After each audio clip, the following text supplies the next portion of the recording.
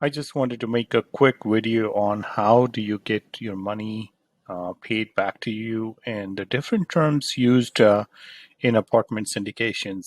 So one of the very common term used is cash on cash return.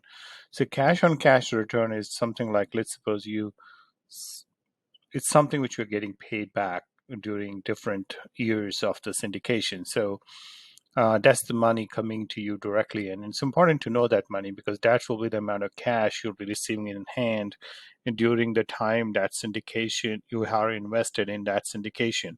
So let's suppose cash on cash is 10% on an investment, just to keep things simple, on an investment of $100,000, on an average, you during the period of hold, you should be getting $10,000. So let's suppose the hold is for 5 years. So in 5 years, you would get on an average $50,000 in return. So if you invest in particularly developments, there may not be certain cash flow for like 2 or 3 years period of time, and then you may get paid lump sum at the end of it.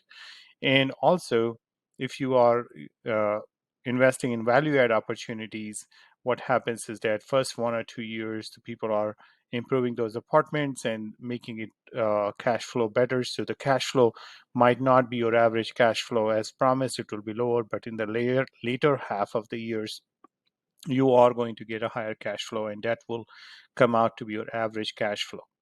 Now, the other term is internal rate of return. It can be a little bit confusing because internal rate of return is usually also includes the total return in it, and that would probably include the value which you get uh, added to from the sale of the property.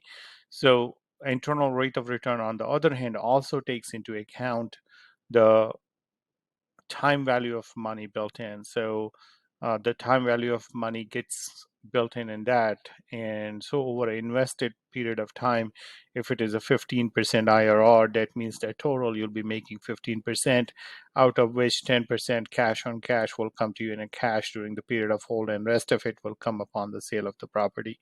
So just understanding this better kind of helps significantly in your investing process, and also understand that 15% of IRR may not be bad because all the cash flows you are getting during the period of hold, if you invest in it, invest those cash flow to earn more money, uh, you know, your total return could be total capital accumulation could be far more than what you are seeing. So IRR is just giving a snippet and not taking it into account all the cash flow which is being generated as being reinvested. It's just it doesn't handle the results or the amount of money you generate from all the money being paid up front or yearly or quarterly.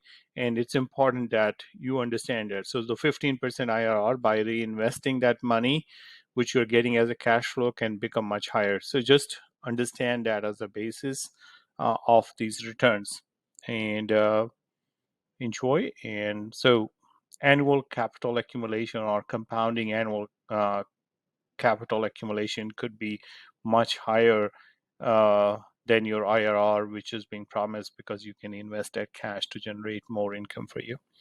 And that's it for this video.